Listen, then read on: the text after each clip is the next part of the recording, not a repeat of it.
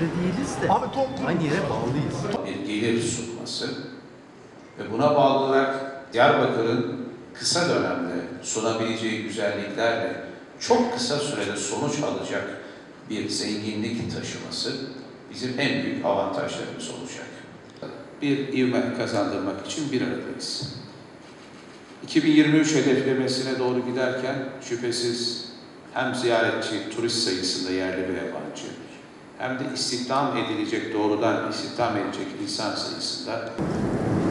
Diyarbakır, turizm başlığının hemen bütün alanlarında iddialı olacak bir zenginliğe, derinliğe ve dinamiğe sahip bir büyük şehirdir.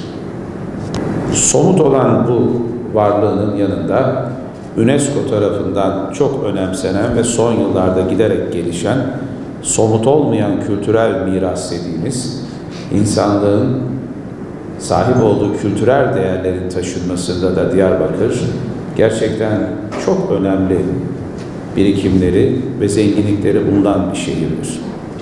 Özellikle turist sayısında ve turizm gelirlerinin artmasında Türkiye son gerideki 18 yıllık performansıyla dünyada çok önemli bir başarı hikayesi yazmakta.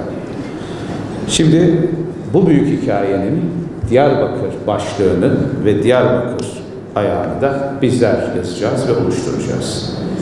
Terör örgütü PKK'nın ve uzantılarının Diyarbakır ve bölgeye yaptığı ihanetin kaybettirdiği yılları, kayıpları ve zamanları çok kısa süre içerisinde inşallah huzur ve güven ortamında kazanmak ve Diyarbakır'ı genel olarak ekonomik ve sosyal boyutta, bugünkü konumuzda da turizm boyutunda hak ettiği konuma ulaştırmak zorunda ve sorumluluğundayız.